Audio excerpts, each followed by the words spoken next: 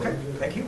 I want to welcome you all to this first of us, we hope to be a prolonged series of Newsnet sponsored debates on independence. The program went through somewhat of an evolution. We at one point wanted to get more of a yes/no debate. But the people that we hope to get for that fell through. So it will be probably a little more on the pro side in this case. But we wanted to address some of the issues that have come up since the white paper and what the white paper could mean for the progression of the independence debate. So we have with us George Caravan, as most of you know, is a longtime journalist for the Scotsman and Newsnet as well, and introducing Mark Coburn, who is a avid canvasser, and I was very interested in kind of breaking away from the sort of stale model of debates that we've seen on TV, where you have a panel of experts and then the audience asking questions, sometimes many, and sometimes the questions are not resolved, answered to the satisfaction of the audience. What I'd really like to do is, once we're each going to do a presentation of maybe 15 or 20 minutes or so of our view of the debate thus far, and then, so that'll constitute maybe roughly half the time, something like that. And then what I'd really like to do is open it up for conversation and to really get into a good interaction with you, to where we can really exchange ideas and we can learn as much from you as hopefully is the reverse. So I'll begin with a few of my observations about the debate over the last say nearly 2 years now, and just my own perspective on it, because I became particularly interested in the debate. I'm much more of a specialist in American politics, and my father is of Scottish origin. And I had not really followed Scottish politics as such, and certainly in 1999, when the Scottish Parliament was formed, I sort of perked up and began to a little think more about it. But certainly when the SNP won the overall majority 2 years ago, and there was the prospect of independence, it became very much a fascination on my part. And I contacted the Constitutional Commission. I've begun to work with them on those issues. And I've also, of course, been writing for Newsnet for the last year or so. But I wanted to just kind of give my own perception of the debate and how it has evolved over the years. And this is from, I live in France, so I cannot give the same perspective as, for example, Mr. Coburn or George, because I don't live here, and so I'm looking at it from somewhat of a bird's eye view. But nonetheless, I certainly can make certain observations about it. And so I guess the first thing I've noticed is that since it's almost as if when, 2 years ago, when there was the announcement of a referendum, it almost seemed as if, I guess, that the idea of independence just seemed so new and so maybe foreign. And I know that there have been many Scots that have been campaigning for independence over the long term. But just the idea that, wow, there can be, that if there is there could be independence, but what would that mean, and what would be the shape of a Scotland once that once independence was achieved? And this has been, of course, the biggest, both the challenge for the Yes campaign and the SNP, and also the weapon, if you will, or of the Better Together campaign is capitalizing on that uncertainty to make the future prospects of an independent Scotland seem as grim as possible. And I think it seems to me, as I perceive this, it's kind of almost like you're looking at it from a kind of a psychological point of view of Scotland having lived within the UK for the last 300 years, and always having London being the dominant, the southeast of England and England, and being the dominant political force ever since 1707. And also a lot of the kind of psychological aspects that come with that. Speaking personally, I grew up in the United States, but on my father's side, both his father and my father as well, among that there was always the kind of idea that if you wanted, if a Scot wanted to make it, they had to go through London, or they had to, you know, that if and so there was this, again, this kind of overhanging psychological aura around independence, like, oh well, are Scots good enough? Are they strong enough? Are they competent enough? And just the idea of being independent seemed, just again from my bird's eye view, seemed very new and very uncertain. So observing the debate over the last couple of years, I've really perceived a growing confidence and a clearer vision of what Scotland could become were it to become independent. And I think that this has been played out in the strategy, particularly of Westminster and the Better Together campaigns, and in the way that each time they have tried to create this great amount of uncertainty, none of the issues that they have come up with has ever really had any staying power. As we say in America, to have legs, that if there was some thing that they come out with. And often it seems as if what they come up with is often more insulting than it is illustrative. And I think one of the clearest examples was about a year ago, when there was a report released on the status of Scotland if it were to become independent in the views of the international community. And it basically argued, if you will remember, I forget the name of the report, but it basically said that in 1707 Scotland was extinguished as an international entity, and that if Scotland were to become independent, it would by definition be the continuing the UK would be the continuing state, and Scotland would be the successor state, and therefore, but the way that was turned around is that, first of all, the idea that Scotland had been extinguished as a nation is unpalatable enough. But this whole idea that it was truly a union of equals, and that that there was a certain sense that Scotland and England and the rest of the UK were co-equal entities within the United Kingdom, was kind of shown. The perception was shown for what it is. So I really, and we've had so many other of the scare stories that have come up, whether Scots could watch certain TV programs, whether there was one of whether the Commonwealth would accept Scotland if they became independent.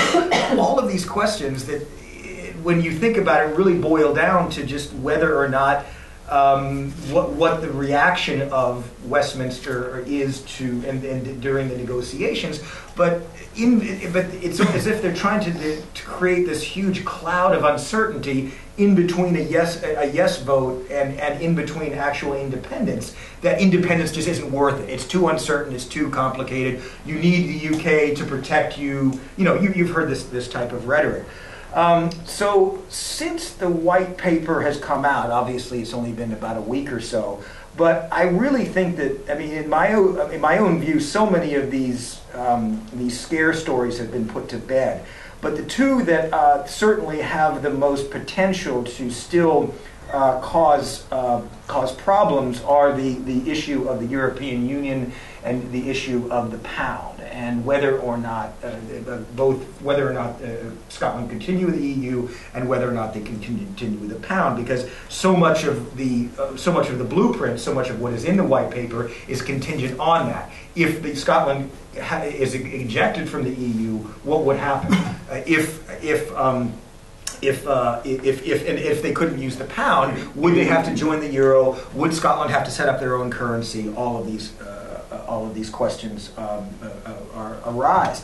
But I just wanted to go into what specifically for both for the EU and the pound, of when you think about it, what that would actually mean if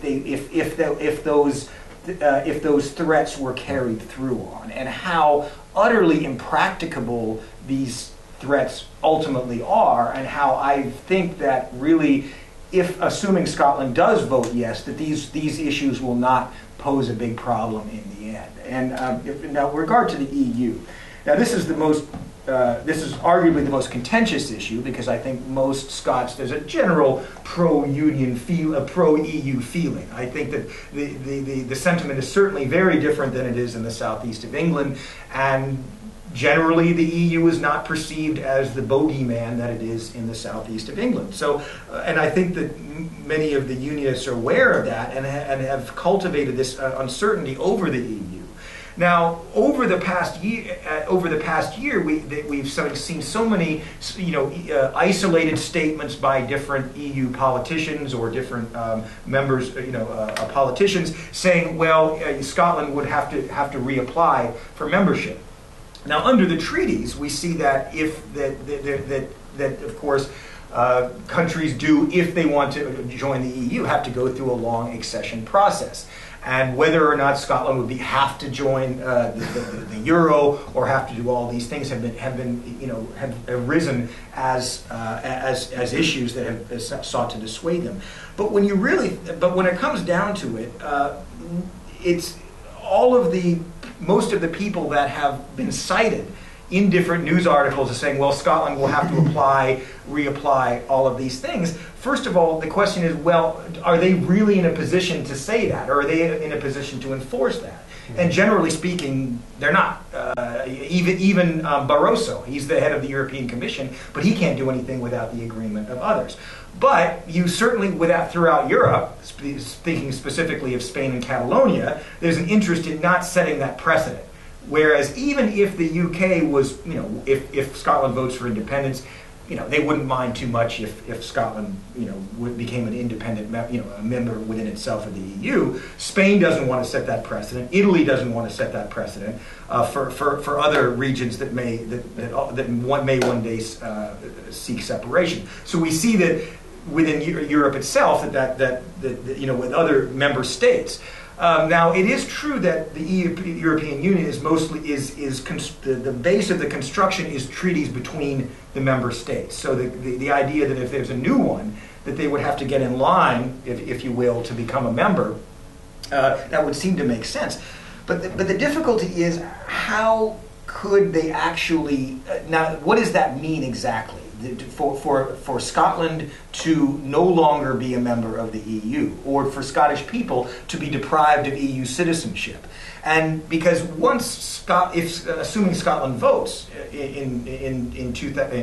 next September for independence, they're still members. They're still part of the UK, and they're still members. So if they say that Scotland has to reapply, at what point are Scots no longer members are no longer EU citizens, and what would that mean in reality if they were to be expelled from the EU? Now, all of the treaties that cover fishing, that cover Erasmus students, that cover EU nationals living in Scotland and Scottish. Scots or UK citizens who are Scots living abroad. The idea that all of these treaties would be renounced, and then what that would actually mean, it's too complicated to really ponder. And so it's very easy to raise these doubts about whether Scotland can seamlessly become a member. But I think what they put in the white paper is both logical and both common sense. Why would a citizenry of a country that is currently a member of the EU, as Scotland is within the UK, why would their citizenship, under what procedure would their citizenship rights be stripped if they were to vote for independence? And what does that say about the EU if they punish a people by stripping them of their rights of EU citizens, even though in the case of Scotland they followed a democratically accepted procedure, democratically accepted by all sides, and also in many of the EU treaties, after a referendum, both sides are bound by treaties to make sure that the procedure after goes as smoothly as possible and makes accommodation for each side. So although there is not although in the EU treaties there is no text that says that because there's no precedent. There's no text that says, well, the Scotland will have Scotland will get automatic succession. It stands to reason that, faced with the prospect of having of the nightmarish consequences of having to nullify all the treaties that apply to Scots, they'll figure out a way. I mean, for example, with East Germany in 1990, if they can make a communist dictatorship a member overnight, they can figure out a way to allow Scots who are already EU citizens to remain, and for Scotland to become in their own right. And the thing, it's true that in the treaties there is not a clear roadmap for that, but neither is there a roadmap for stripping. The only way that someone can leave the EU is voluntarily. For example, if the UK does in 2017, which also has grave implications, especially if Scotland were to remain in the EU, and then the southeast of England votes overwhelmingly to leave, but Wales, the UK, and Scotland vote, numerically to stay in, but they're taken out of the EU against their will because of that. So those are other implications to consider. But I really think that, faced with either do they really want to go through the procedure to eject a region from the EU and to strip their citizens of their rights simply for exercising self-determination, I just think, faced with that choice, they'll figure out a way, because I think it would be disastrous, absolutely disastrous, if they didn't. And again, what does it say about the EU if it can't accommodate legitimate, legal, democratic, independence movements? I don't, what does that say about the European Union in general? So I think, faced with that, they will, but we're not going to get a clear answer until after a referendum. With regard to the pound, I think it's largely the same. There's you hear a lot of bluster about how if you leave, you might not be able to use the pound. A currency union would not be a good deal for UK. And again, if that's easy to make bluster about, try to create uncertainty. But if Scotland votes yes, do you really think that the UK would want to break up their currency over, given the choice? We can either have Scotland in or Scotland out. Given the petroleum resources, all of these things, why would Scotland why would they expel the Scots from that? And it's, as the point's been made many times before, the pound is just as much Scotland as it is the rest of the UK. It's part of the assets of the UK. They share in it, and there's no reason that it can't be easily shared. Again, you're not going to. A clear answer will not be made until after until after a vote. But I think that we can. I think you can reasonably assume that, really, when it comes down to it, that both the EU and the UK will act in their own self-interest. So I'll leave it at that for the time being and let my colleagues talk. But again, I'm just sort of stressing over what I see as the most problematic issues going towards. I think a lot of the questions have been answered in the white paper. Not everything. I think that the white paper was as specific as it could be at this point. The Scottish government does not necessarily have access to all of the tax receipts, all of these things that they would need to make much more detailed calculations. But I think it does set out a fairly good blueprint, and I think it will, over time, increase support for independence, because it puts meat on the bones of a lot of proposals. It's quite specific in many areas, and it's vague enough to maneuver in for many issues where it's impossible to know with clarity. However, what also is unclear from is what would happen if Scotland votes no. You may have watched just the other night the debate between Alistair Carmichael and Nicola Sturgeon, where she kept on asking Carmichael, well, name one power you would give to Scotland if all the unionist parties agree that Scotland will be given more powers. Can you name one that would be given? And he couldn't answer that. And my view is that if a better I mean, the ideal, we're not going to get it, but the ideal would be basically for the Westminster to say, okay, if you vote no, you will automatically get these powers, and they are bound by a no vote to give these very specific powers that are laid out before a referendum. And conversely, which the white paper goes a large way towards, is having a situation where they know what they're voting for. But with a no vote, it's not at all clear what will happen after that, whether Scotland will get more powers. And so while there's a lot of accusations of uncertainty on the part of voting for yes, I believe there's also equally, I think the white paper means that there's even more uncertainty on what would happen in the case of a no vote. So I'll leave it there. I'll make more comments later, but I'd like to get the comments of George, if you'd like to start on your... Sure. Yeah. Evening, ladies and gentlemen. Are we all yes voters here? Have we got any no voters? Undecided. Undecided? Okay. I'm just trying to get a sense of... It's always very difficult speaking to an audience. You don't know who they are. I'm the one you've got to convince. You're outnumbered. You've probably got a majority out there, so hang on now. Right, I thought that the last few weeks had seen a significant shift in the debate.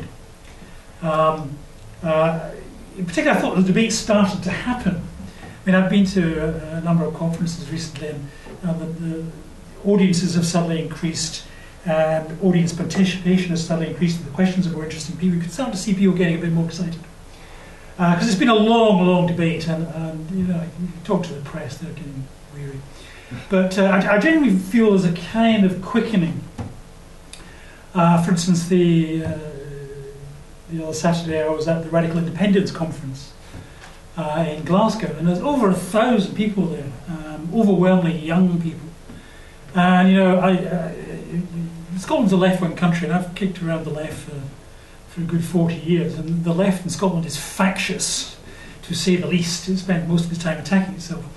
But suddenly there, for the first time, I hadn't seen in decades, practically the entire left sitting in one room with a common project. And generations of people from the left in Scotland, Labour Party, Greens, ex-communists, generations of the left in Scotland, who I remember back in the 70s, back in the 79 referendum on devolution, were vitriolically against any form of nationalism, as they would call it, any form of home rule. All they are going to vote yes, campaigning to vote yes. So the mood has changed quite dramatically. And the interesting thing about the Radical Independence Conference was just the number of young people suddenly getting excited. Because one of the problems we have in the polls at the moment is just young people are still, in large measure, sitting on the fence, which I think is less to do with the issue of independence, more to do with the fact they're just, as a generation, pissed off with politics and politicians as they have seen it. And one of the exciting things to try and present to them about what we could do post a yes vote is the different kind of politics that we could offer them. I was at a conference again the other week, the Chartered Institute of Accountants in Scotland. I mean, you can't get more establishment than that. But it's interesting because a lot of accountants, you don't have a separate institute of chartered accountants in Scotland unless you have some concept that Scotland is a different nation. And it was fascinating watching these, crusty old accountants try to, coping with this wonderful contradiction. Because a lot of them, coming from where they were very suspicious. But then, someone would get up in the hall and say, well, but then if you don't feel Scotland should be independent, shouldn't we dissolve the Chartered Institute of Accountants in Scotland and just be one for the UK? People would immediately say, no, we can't do that because we're different. And they'd say, oh, well, yeah, we are. So it was wonderful watching. It was like, having 300 accountants discussing independence. And in a very, and by no means being antipathetic, but actually beginning to move in that direction and starting to discuss the technicalities of how you run accounting for an independent. I think there's something going on out there, and in particular, I think something has happened within the leadership of the SNP. Because I have to remind you that 10 years ago, the leadership of the SNP were not terribly keen on having a referendum. They kind of figured out, they'd get into government. Eventually, they'd wait until there was a big majority out there, and then, somehow independence would fall like an apple from the tree. But there were after Peter Alexander had retired to Westminster, John Swinney was running the party. They were on certain times, and the SNP didn't quite know what was going on. It was a big debate, and there was friction between the more gradualist wing of the party and the more fundamentalist wing. And Swinney resolved that by saying, well, we'll have a referendum. And I suspect that the promise of the referendum was really to get out of a short-term issue of divisions within the party and refocus the party back onto Holyrood electoral politics. And it was successful. I don't gainsay any of that. And of course, Simon came back and the party reorganised itself, and we won the 2007 elections and entered government and won an overwhelming majority in 2011. But I mean, I was there at the count and at the party afterwards in 2011, and I can tell you, nobody in the leadership, Angus Robertson, who led the campaign, they did not think they were going to get a voting majority at Holyrood. So suddenly, they're the government, but with a majority, they can do anything they want, which means they are going to have to deliver a referendum. Now, it wasn't that people were being cynical. I think many people in leadership had not thought about what delivering a referendum meant, because they didn't think they'd have to deliver a referendum, because they never thought they'd have a majority in Holyrood to actually implement it. And so, there it was. And it has taken, I think, a little while for the party leadership to really, get behind the concept that they are going to have to deliver the referendum. And they have not just a yes vote, but they have to build a new nation and run a new country the day after they get the yes vote. And what seemed to me interesting about last week and the launch of the white paper was that for the first time the white paper in its content felt like a lot of the problems have been thought through and there were a lot of the answers. And watching Alex Salmond and Nicola Sturgeon present the report in front of the world's press, I know a lot of the journalists were there. A lot of the work, they're there to catch you out. But Salmond and Sturgeon were very relaxed, and it was wonderful when Nicola was asked the question, say, look at page so-and-so. Needle the journals that way. Joy to behold. I think suddenly there's a sense of confidence in the leadership. And suddenly they've got a document which, for whatever its faults, it shows to the electorate that there's a working plan there. And it's fascinating. I say this as a professional journalist. Looking at the media, looking at the London media, which is vociferously unionist and anti-independence.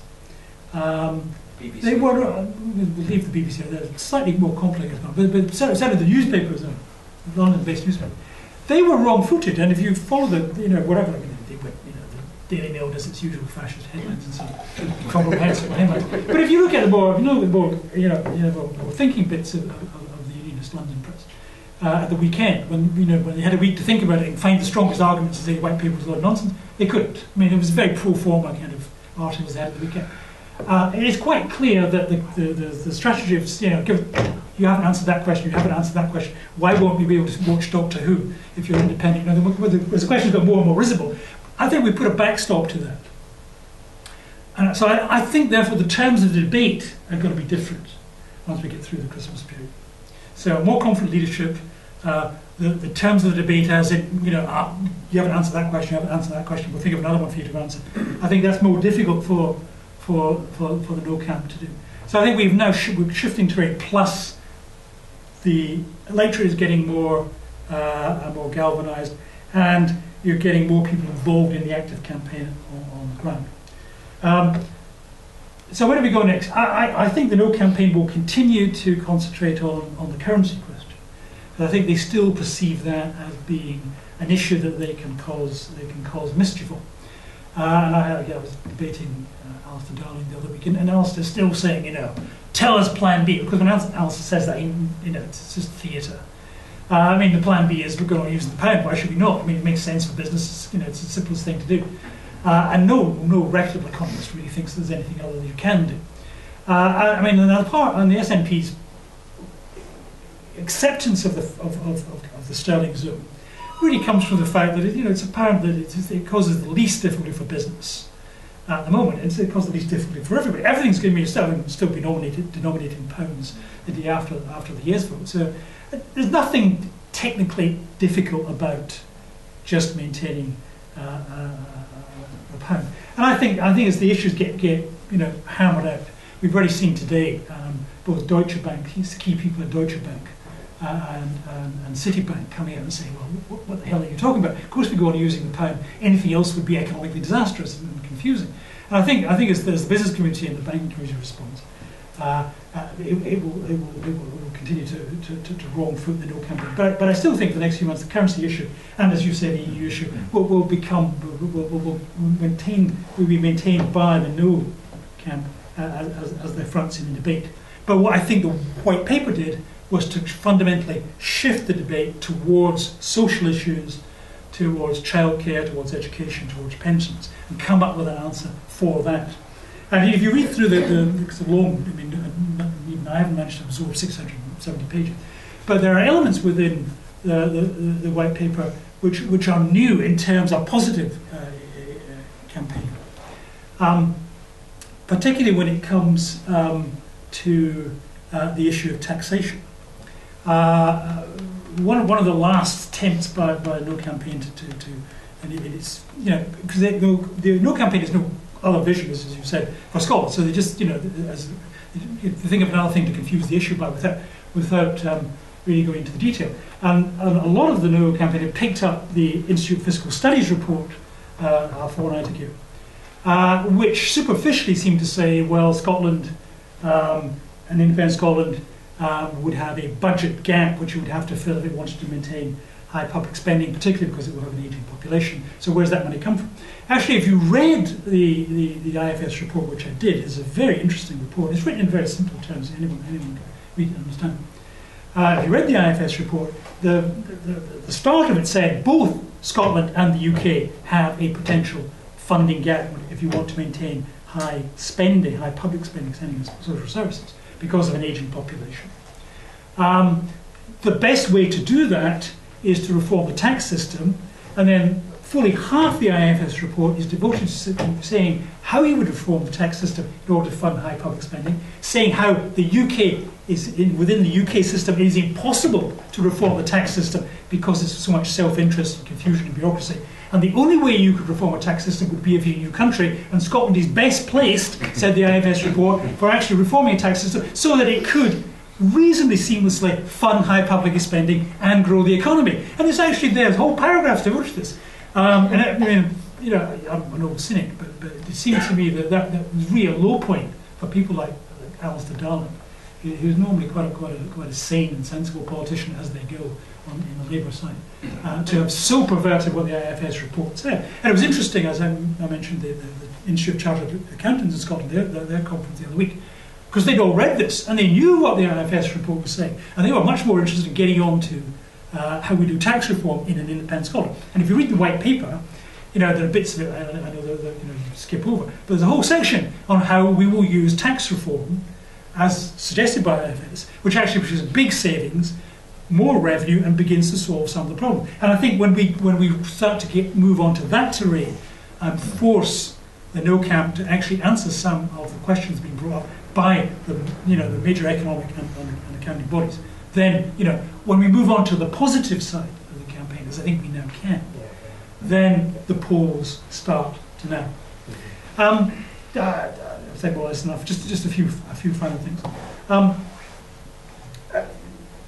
Where do I see the issues emerging? The Labour Party is putting a lot of pressure on the unions to come out negatively, come out for a no vote. The unions have to say have been working, have been reasonably neutral and been trying to create a debate within their membership. And I think by and large, union activists that I speak to, and a lot of union activists who are at the Radical Independence Conference, know that their best interests lie within with the yes vote. But I think the London leaderships of the trade unions, particularly Unite, and I think one of the deals that were done with Unite in the last, nice Mr. Miliband's done a deal with Unite, and the reason why is it because he wants Unite to actually come out and try and campaign for a no vote in a very positive way. So what I think we're going to see is the unions are going to become an issue. But I think a lot of the groundwork has been laid for a big fight to win over the union membership. I think economic issues in the summer are going to start to come to the fore. Labour is still ahead in the polls. The Tories had come way up in the polls after the budget. in the spring. But Miliband has won back some ground since the conference season with his call to freeze prices of the big energy companies. But as we seem to be going through a period of growth temporarily, but I think we will see economic growth pick up in the UK through 2014, while it still continues to flatline in Europe. That could well play to Cameron and Osborne's hand, and I think we could see the Tories begin to rise in the polls. Now, I think the prospect of a Conservative victory at the general election in 2015 will weigh heavily on how voters in Scotland mark their ballot forms when it comes to the referendum in 2018. The prospect of voting of a no vote leading to further Tory government and a yes/no referendum that takes us out of the EU. What's the point? So if the logic of staying in the UK is to stay in the EU and to have be part of a wider better together union that protects Scotland socially and economically. If you vote no and you end up with the Tories taking you out of the EU and continuing, as Osborne is going to do, with a massive austerity, I have to remind everybody, under Osborne's current plans, 60% of the austerity has not yet come. He's leaving that till he wins the 2015 election. We've still got all the massive cuts still to come. Yeah. So a no vote leaves you in the UK, leaves you out of the EU, and leaves you with massive austerity coming down the line. And that means the end of Barnett, means a huge slashing of public spending in Scotland. So even if you're a no voter, the logic of your no vote is to actually vote yes for all the reasons you could possibly put together to vote no. You're not going to get those when you vote no. You're going to get exactly the opposite. So I think there's still lots to play for, and I think as I say, the mood has changed. I think the white paper was a game changer, and I think that come the spring, once we go over the Christmas season, I think we're going to start seeing the polls now. Thank you very much. So I'll just look at myself some water first. I'd just like to thank Mark for having, and the Newsnet team for actually having me here. It's kind of unusual to be invited as a canvasser to come and speak at a public meeting. Just a couple of points actually that seem to be sort of swirling around on the EU currency and the trade unions. I'm in the trade union, I'm in the Communication Workers Union, and we've been having debates in well, there are 6 branches of the Communication Workers Union here in Scotland. One of the branches, Edinburgh branch, has come out in favour of independence. The others haven't. My own branch is the Glasgow Mall branch. I think I'm pretty certain actually that it's going to come out in favour of a no vote, given the personnel and the management of that. But I can't actually guarantee that. It brings back, if anything, it was interesting actually because I think it was the STUC, it was the GMB, I think it was, did a survey after the 2011 Scottish elections. They actually canvassed their members to find out how their members voted, and in the Scottish elections, I think something like 40% of them did. They voted for the SNP. So to say that the unions are going to play a big part in this, but whether the members actually follow the management, that's another story altogether, because as we saw with the GMB, the management they didn't even bother having a debate, and they closed it down and said, we're just going to follow the Better Together line. And that pissed off a lot of individual members of the GMB, who have then questioned Richard Leonard and Harry, I think his name is Harry Donaldson, to say, why are we spending money? Why are our union fees going into this? If you're backing that, if you're backing a no vote, why are our union fees going into that? You didn't consult us, so therefore do yourself a favour. And I actually blew up in their face. Actually, if anything, it didn't have the desired effect. Let's just put it that way. On the European Union, if anybody's interested, there's a Glasgow University debate. There was a talk given by a guy called David Sheffer, who was in the Clinton administration. He was one of Madeleine Albright's understudies. Aside from having the political experience, he also has the academic experience as well. I think he's an Oxford and Harvard graduate. he gave this long talk in the university, which is great. I think there's an audio file on YouTube, I think, and there's also a talk he does with Gordon Brewer. And his talk was essentially on membership status of the European Union, World Health Organisation, United Nations and all the rest of it. What would happen if Scotland became independent? And he was of the opinion, more or less, that well, all these cases are sui generis, they're unique, so therefore institutions like the European Union and the United Nations will find a way of accommodating for these, so there's nothing really to worry about.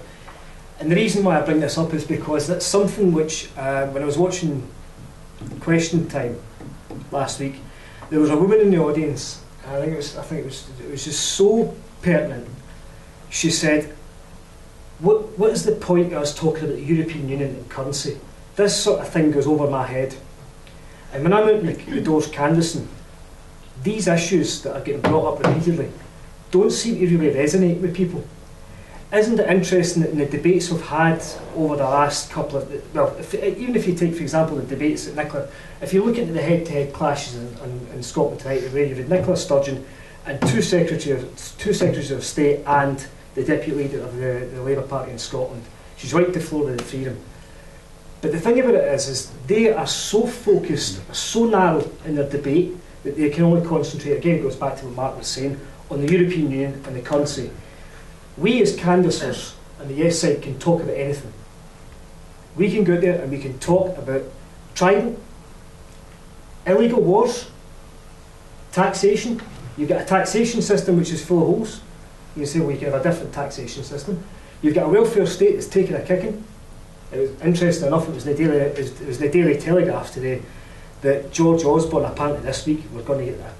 Just going on what you were saying, George, actually, we're going to get more of these announcements and benefit cuts and all the rest of it.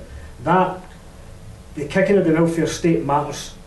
It really matters, because when you are going into the poorer areas of Glasgow, of Edinburgh, I mean, if you go to places like Wester Hailes, do you think that they're going to start questioning you on whether we're going to be in the European Union or not? They are not interested in that. What they're interested in is the bedroom tax affecting me? Can we get rid of that?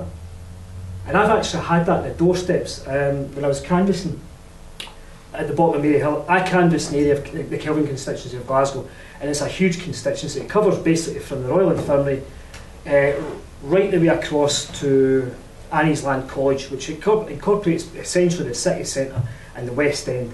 So you get poor areas like Townhead, Finnieston and all that, and then you've got the affluent areas of the West End. I wouldn't say that. I was at the RIC conference last week as well, and class issue does matter in this debate. It really does, but it is not the only issue. I have to say, if you go to the doorsteps of an area, for example, that's been run down, or it's just a working class area, they want to talk about things like childcare. They want to talk about things like poverty. They want to talk about things like the welfare state. They want to talk about things like the National Health Service, things that are relevant. If you go to the other side and you talk to them, you try and, well, what I do is when I'm out canvassing, I try and taper my conversations to the person that I'm talking to. So I try and engage in terms of what it is they have to say about it, because my philosophy is, and I think this was slightly missed at the RIC conference, because yes, class is an issue, it is relevant, but it's not the only issue, because at the end of the day, Scotland is our country. That's the thing. This independence benefits every one of us. Aside from the tax dodgers and all the rest, it benefits all of us. If you're affected by the bedroom tax, you take it away, that's a positive thing. But if you're, on the other hand, if you're actually paying 50 pence on the pound, if you're paying a high tax rate, you want to see that working for you. You want to have a system that works. So there's no point in you paying a system which doesn't work. And there are a whole load of other arguments to say that the actual argument of independence as well, as it will be fleshed out over the weeks and months to come, people will start to understand that there's something relevant in it for them. And that's why canvassing, I just want to get back on this, that's why canvassing is so important, because it allows you to go and talk to people on the doorstep. What's happened here is we've got two different campaigns. Like I've mentioned before, where you've got two separate, you've got the No campaign, which is driven towards better together, better no scare the horses, just keep it quiet, don't ask too many questions, all that kind of stuff. To the other side, which is, well, we can ask whatever you want. You want to renationalise the postal service? Fine. Alex Salmond's actually proposed that, and it's in the white paper. I'm happy with that. I'm actually talking to my colleagues, because I'm a postman actually, I should have said that. I'm actually talking to my colleagues about that. Colleagues who 6 months ago were saying no, who are now saying, do you know something, that's actually something that might be interesting, because they realise that politics is starting to matter to them. That's the difference, because beforehand politics didn't matter. It was something out there, something that the other people did. But when we were privatised, there was quite a lot of bitterness and a lot of resentment, and people actually understood. In my office, they understood that there was something like a difference between not being able to make a decision and being able to make a decision. Like, for example, well, we didn't vote for the Conservatives, we didn't vote for the Liberal Democrats, we got them, and we didn't vote for privatisation, we got it. And this is absolutely relevant, because when you can say to your colleagues, look, there's a white paper. The white paper says that there's a possibility of you having your job and your pension renationalised in independent Scotland. That's when they start to say, okay, I'm not getting this. Because one of the fundamentals that's been missing for this debate is the fact that people instinctively, they don't know the difference between Holyrood and Westminster. They don't. I spend quite a bit of time actually telling people what the jurisdiction is down there and what the jurisdiction is down there, and saying, look, we don't have control over broadcasting, we don't have control over energy, we don't have control over taxation, we don't have control over defence, immigration, welfare state. You want to get rid of the bedroom tax? You need to take control of the welfare state. And that's how people actually start to get to know a bit more about this. And this thing about the campaign, it's always been clear in my mind. It was interesting reading Ian McWhirter the other day, because he said that there needed to be ready-made responses to the negativity about the white paper. No, not at all. It's there. Go read it. They will continue to scare, because that's the only thing they've got. It's the only weapon they've got, is just to scare, to scare, to scare. The difference is that in the previous referenda have been carried out over 6 weeks. This is 2 years. So we're getting to hear the same stories again and again and again. And even people in my work, people don't really care about it. I say, is that what they've got to offer? Is that it? And they're switching off. They're not listening. And this is happening on the doorsteps as well. I was delivering papers, Yes newspapers, last week. This was actually the day before the launch. It was Wednesday, and just putting papers through the doors, and somebody opened the door and they said, "Are you not going to canvass me?" And I said, "I'm not supposed to be canvassing, but yeah, I can canvass you if you want." And she basically said, it's funny that actually, because a couple of months ago, so I wasn't even interested in this, but I think I'm actually going to switch from a no to a yes. And I've heard this so many times that it's very interesting the way in which it's almost like a diode, that you've got people who go from no to yes, no to undecided to yes. They've got grades, they've got steps, so you take them from a no and you say, well, what about this? Think about this. I never tell people how to vote, never. I never ever tell people how to vote. I tell people what they should think about, why I'm going to vote yes, why it might be relevant for them, but I don't tell them what to vote, because ultimately that is patronising and it's their decision and they have a right to make that decision. And she said, well, I think it's actually, I'm starting to think about this as a question of self-determination. And I said, well, that's pretty much where I've been at for the last 30 years, to be honest with you. I mean, it's interesting the way in which some people have come, like people like Dennis Canavan and various members of the Labour for Independence movement who I've been talking to, that they have come to this idea of independence through a more circuitous route. I've always had independence in my mind since I was 10, since I was about 11, and because I've always seen this as a big lie, a bit of a fraudulent state, to be honest with you. And now other people actually start to think about it, because they never thought about it before, and so they're having to. And it's very interesting that being in the doorsteps, you can actually see the difference. I mean, I could actually take every one of you out and canvass.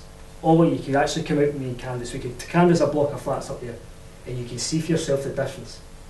what the polls are telling you are not the same as what I've got down in my stats. Not the same.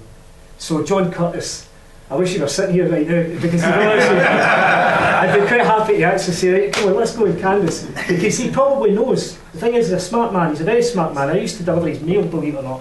I used to see him actually bundles of newspapers and 40 letters and all the rest of it from this university. Well, I mean, it's almost like he's like the only psephologist. I learned this word actually, it's a great word actually, psephologist.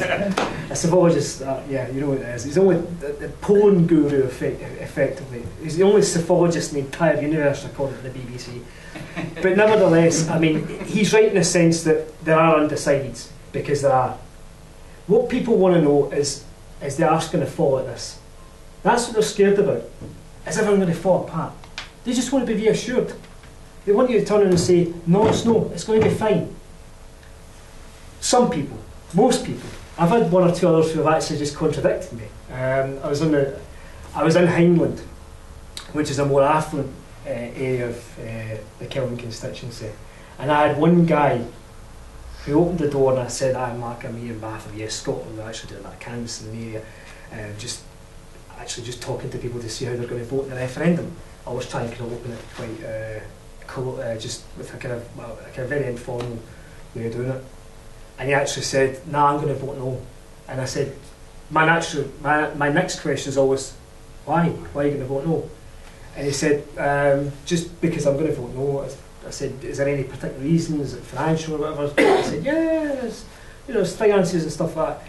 And I said to him, do you know what the GERS report is? I said, it's nothing to do with Rangers, but it's just government expenditure, government expenditure revenue Scotland. And I said to him, look, you know that, okay, every country runs at a deficit, but Scotland, in terms of its surplus, is actually running ahead of the UK, or it's running actually ahead of what we're paying more in respect to what we're getting back. And his response was, I don't believe you. I just don't believe that. And I actually had a copy of it, because my canvas, I've got a bag, I've got that wee green bag there, and I've got stuff in it, just to show people if they're interested. And he said, I just don't believe you. And he shut the door, and that was it. And sometimes you get that kind of the shutters come down. It's like, no matter what you tell me, no matter what you have to say, however relevant or irrelevant, I'm not listening, I'm not interested, I don't care. And there's two aspects of canvassing which you get that, which kind of set you back. That's one of them. The other one is when you get people say, I'm not voting. I hate that. I'm not voting. Come on, folks, you get a chance to actually change your country here. You get a chance to actually to redesign the way in which you live, the way in which you build up the entire structure of your country. This is relevant to you. You get this in different areas, by the way. This is not just in poor areas. You get other people just saying no voting. Some people just say refuse, they don't want to talk. Yeah, that's fine. But in terms of our results, I can't. Should I actually give you the figures? Go ahead. Right. We've canvassed about something like 400 people, and I'd say at least half have voted yes already. Sorry, where? Which kind? A, B, C, D, E, F? What classes? What's that? What types of people? All sorts. I can right. Okay, just to answer Is this your a question. Kelvin constituency? It's Kelvin constituency. It's right across. I'm just taking a sort of. Okay. How long do you spend on the doorstep with each person? Good question. Actually, it depends actually, because I'll be honest with you. Right, there are certain people. When we're out canvassing, some people are actually quite adept at just getting an answer, a yes/no answer, and moving on. I don't want that. And I've said to the people out canvassing, well, just leave me. I'll go and do it my own, because I like talking to people. I like a real-time conversation, because that way you can actually get it out, bring out whatever it is they have, or whatever their fear may be, or whatever, any aspect it could be anything. But it's best to get it out. To answer your question, half of them at least voting yes that I know of, and they've signed the declaration, and there's a whole chunk of them after that are undecided, but they're shifting up the scale. The thing about this is that it doesn't really matter it matters where you go, because you can see that the poorer areas are going to they're going to go for they're going to go, I'd say, more towards yes, definitely. They're more non-voter than that. Even. Well, this is the question of the missing million, isn't it? And this is something that's tapped in. Yes, know this, and Rick know this. A million voters are there who need to be who need to be spoken to. That means championing doors. It means getting out, everybody getting their arses out there and talking to people and giving them reasons to vote. Now, what's interesting is that even when we did like we did a kind of brief session even in Hangland, 50 voters. What was it? Was it 6? I think it was 16 yes, 4. No, it was 18 yes, 14 no, and 18 don't know. And I thought, that in Hangland, really, that's a bit odd. And that's right in the kind of more, one of the most affluent areas of Glasgow. You can compare that to the south side. You can compare that to Bearsden and Mulgai. What we're starting to see. Sorry. I can't be in Bearsden and Mulgai, and that's kind of not the experience we're having. Sorry. It's not the experience you're having? Okay. It's the experience. Well, I mean, we could canvass, we could actually canvass the whole of Ireland and the whole of the West End and find out. We have been. And it's been a kind of, it's been more balanced than I expected, because I expected it to be worse. But it's not. And the thing about this is, the thing about canvass is it's so important because you actually get a chance to talk to people on the door. We are going to start ramping this up. So whereby it's been happening maybe once or twice a week, it starts to increase. It starts to increase, and you start to get more visible presence in the streets. And I think that's actually going to make a difference, even in places like Bearsden and Mulgai. It will, because ultimately those people will have to answer the question: where are the Better Together campaign? Where are the activists? Interesting, when we were out in Dumbarton, actually, I was doing something for Yes Scotland, and there was a stall, there was a Yes Scotland stall, and there was a Better Together stall. Nobody there. The Better Together stall, they were standing talking to each other. And Margaret Curran talking to two activists, that was it. There was a slow trickle of people flowing towards the Yes stall. Can I get this? Can I get balloons? Can I get stickers? Can I get this? Can I get that? And that's the thing, they're just picking stuff up and taking it away and delivering it. The white paper, as George says, is changing things, because it's almost as if to say, right, you get this. But they've got the Daily Record. But this is interesting actually, because how much when people buy a Daily Record, how much did they actually soak in terms of politics? Back pages. Exactly, back page politics. You see, the thing is, this is not going to be won by the papers. It's not going to be won in the media. Online media is making a much more interesting difference because it's interactive.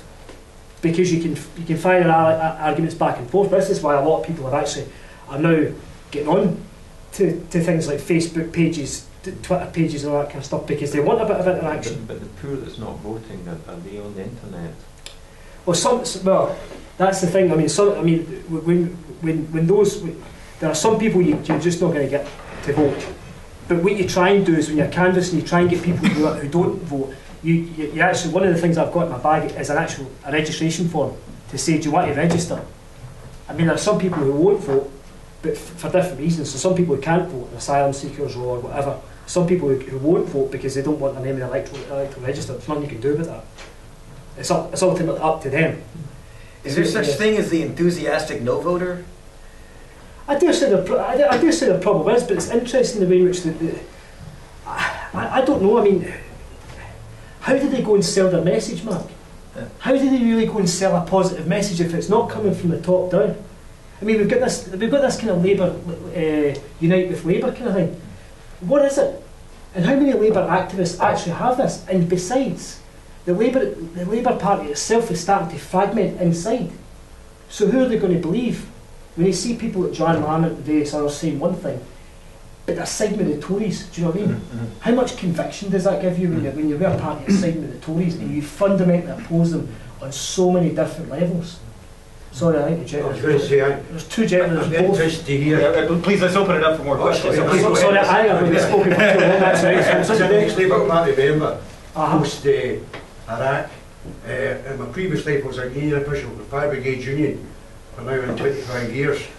And I know a lot of firemen, whether they be officials or just firefighters generally, regardless of rank, that have left the Labour Party, no longer vote Labour, tore up their membership. Yeah. I know guys that are now SNP councillors what you call it, running the Labour Party. Yeah. I know guys that are activists within the SNP. I'm still not a member of any other party. And I think the swing is coming. It's going to come. Well, we know it is. It's going to come from the left in Scotland. Well, I agree with what you're saying, where it's from the north of Scotland, right down to the borders. There's a swing. And I'm intrigued, back into politics thing again, regarding the Liberals. Why did they get rid of Michael Moore? Was he that bad? Well, when you see what they've replaced him with, you back to yourself, you're saying that last week at that debate. You know, Joanne Lamont, where is she in Scottish politics?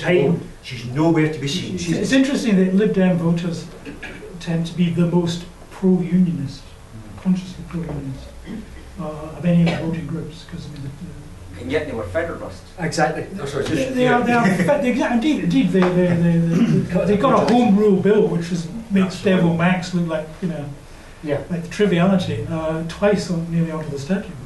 But if you talk to them, they still pretend to be Federalists, but it's a game. I just want to raise the point where the talk is very fast and furious. We talked about media and people reading the record, for example. I read most of my media online now. Yeah. And one of the things I go for, and have done for the past year, is the comments pages. Yeah. At the end of an article on politics or on something. It's quite an interesting gauge. What's very interesting about this, the rapidity of response, the consistency of response, and the repetition of a response. Yeah. You can read the same people posting day in, day out, and there are trolls come from somewhere, linked to Labour or whatever, arguing the lines under multiple identities, the rest of it. But what I have noticed over the past few months, and more recently with the Daily Record, is a number of positive supporting comments in the comment section.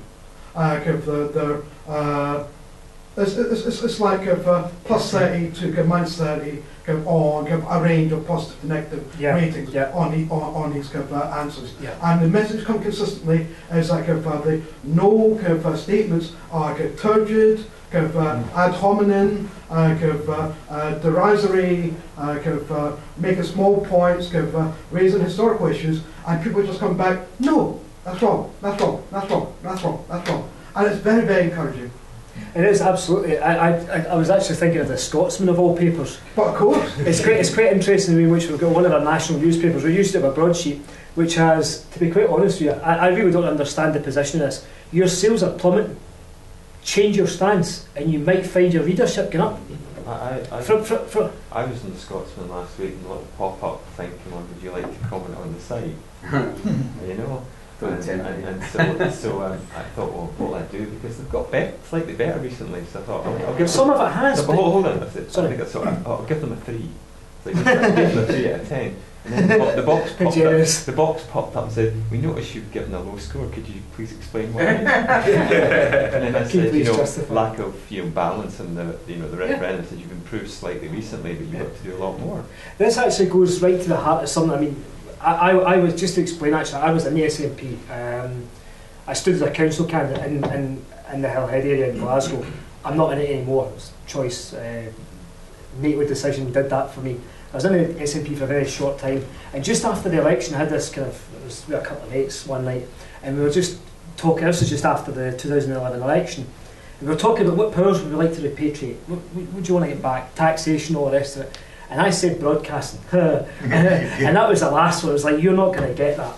You're just not going to. That is the last power that's coming back to Scotland, because at the minute, I mean, obviously, having to find ways through this debate via internet, canvassing and all the rest of it. If the BBC and the print media had to be balanced in this, a little story about the media, television. In '97, when we had the referendum, I organised a campaign which was involved in television, to get devolving broadcasting put into the list of devolved powers. And we because the media likes to talk about itself, we got a lot of play on the BBC. What I discovered subsequently, that even though it was a very little campaign, it had no money, it was just me and some mates to organise it. But it caused a lot of fright.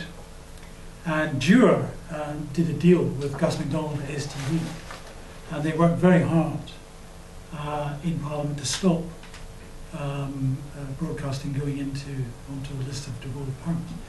And lo and behold, Mr. MacDonald ended up in the Labour cabinet.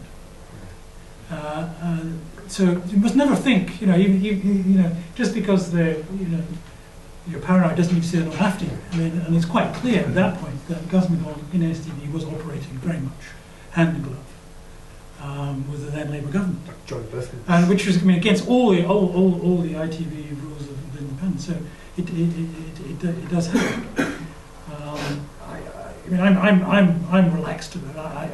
I breaking the BBC up. I'd rather keep our share of it and subvert it from within. But all you need to have is more honest and impartial. I mean, I did try. They've changed the ground rules now, but for a long time, up until just a few years ago, when they did the big major change in the internal structure of the BBC, BBC had a separate Scottish advisory committee, and it wasn't. That was rather a misnomer, because it had powers. It could actually have programmed internally in Scotland. Because if you look at the history of Scotland, when the BBC was first set up, there was a big fight in the 30s to devolve control of BBC to Scotland, which is why they ended up with the Scottish Advisory Committee. So there was a lot of devolved sympathy within the BBC right from the early days. But latterly, because I made desultory efforts to get on the BBC Advisory Committee, the BBC Advisory Committee in latter years was very much dominated by Labour appointees and the Labour mafia, as a lot of the Scottish institutions were. And despite having powers that could have programmed the BBC and interfered with the BBC's budget to get more money spent on, they didn't, because ultimately, being BBC, being Labour appointees, they were there to defend, Her Majesty's Great Britain. And it worries me. I think one of the things I'm worried about come the run up to the election is the unions will flood, and the Labour Party will flood Scotland with activists brought up from the south. The Labour Party doesn't have any activists very much canvassing here. But I think that the papers like the Daily Record are going to be become vitriolic, because at the end of the day, what the Labour Party machine believes is if they lose Scotland, they lose the ability to elect a Labour government. I want to come back. I want to bring a kind of different perspective to this. I'm an expat. I lived for 10 years in Philadelphia and 5 years in California. Moved back to Scotland in 2008. But the year before I came back, I thought, must figure out what's going on politically back home, and of course I picked up from that point on. But wearing my business hat, I couldn't understand where we draw a datum point on any particular discussion we're having about potential independence. That is until the day after 2011, when Alex Salmond and his SNP gained the majority. He stood on the lawn at Prestonfield House and called for self-determination of the Scots as a recognisable nation, not a region. That changed the game entirely, because it no longer became a domestic issue from that point on. It became an international law definition, and therefore the United Nations Charter kicks in at that point. The United Nations Charter, as I understand it, Helsinki Convention, Vienna Convention, Helsinki Accord, all that kind of stuff, basically says that the mother country, which they would define as England, cannot in any way interfere with the aspirations of the nation which calls for self-determination, and cannot load that nation with any debt liabilities or anything else beyond that specific date. So that clouds the argument for absolutely everything we talk about. First, England needed to back off. There's no such validity in things like the Edinburgh Agreement. It didn't have any international law validity. It was merely a face-saving thing for Cameron. You'll notice when the TV cameras were in the room, Alex Salmond's document was this thick.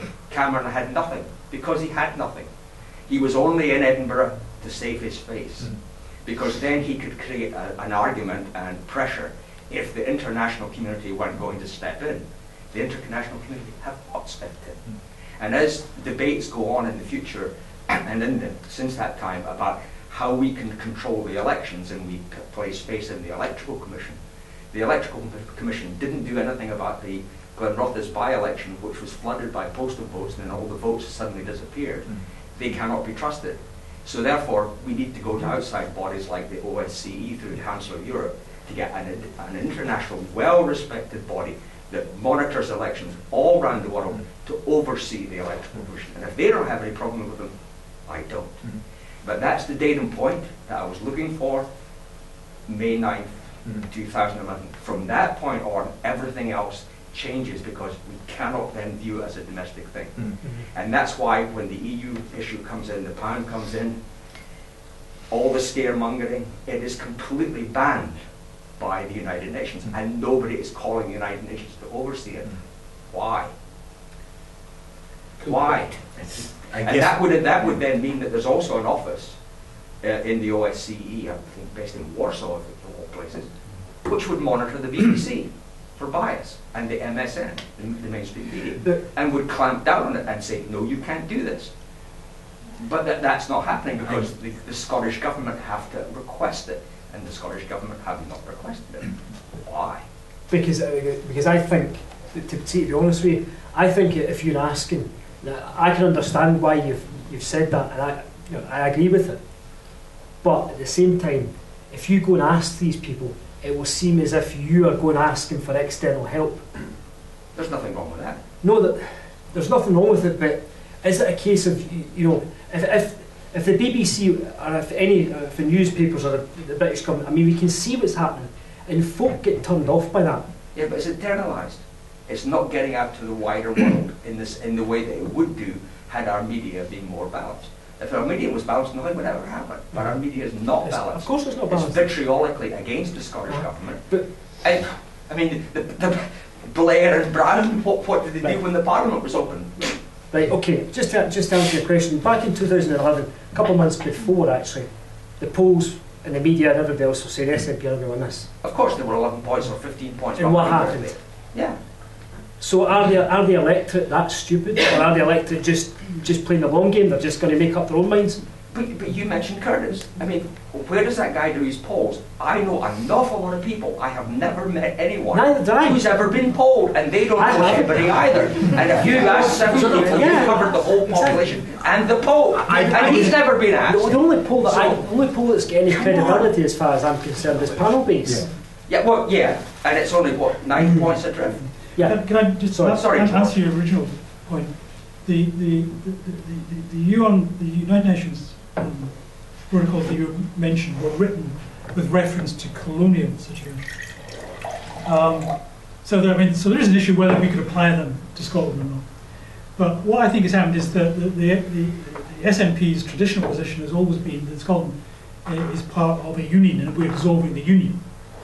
So it's not a colonial situation.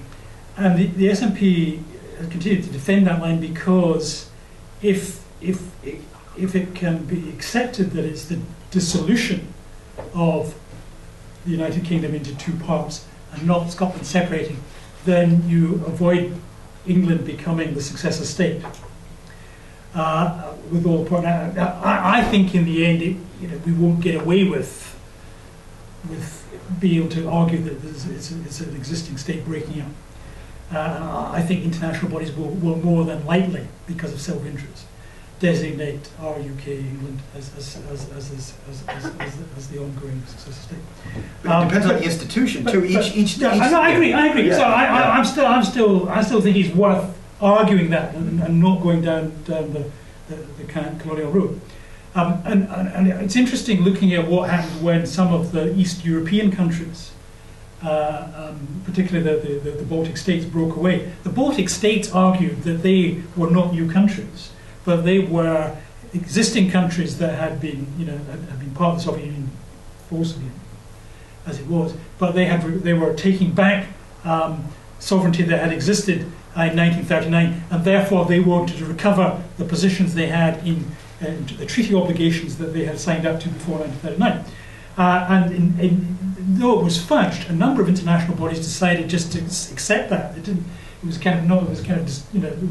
wasn't kind of made very formal, but a number of international bodies just decided to have Lithuania, Latvia, and so on come back in right away without much discussion, accepting the underlying argument. And at that point, people realised, some of the international institutions realised that if you didn't accept countries recovering their sovereignty as doing so, and you left them in limbo, for in a lot of dangerous ways. For instance, you left them outside of the European Convention and a lot of UN treaties, which is very dangerous. And so actually, it also happened with Czechoslovakia and Slovakia. They were instantly allowed, fast-tracked, within days, into international institutions rather than leave them out in the cold, because it would have created so much havoc, not being covered by international law that we all accept.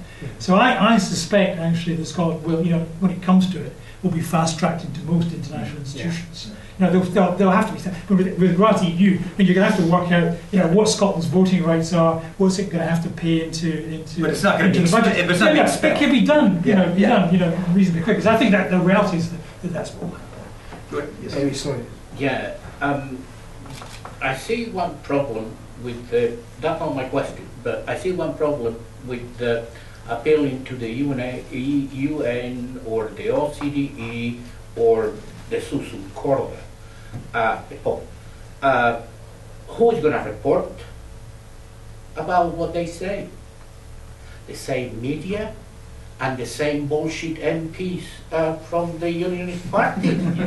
Come on. Hey, they can't say, "Oi, no, BBC, behave." The BBC will look down and say, "What? Hey, I'm the BBC. Come on." I'm saying that because you make a very good point earlier on, which I totally agree with. If Labour members or Labour voters don't switch their mind, wow, we're in trouble. But then I'm very glad you're a unionist, because I've been dying to ask this question. Not a unionist. I'm a trade unionist. I'm a trade unionist. A unionist would be in That's favour. what I said. Oh, sorry.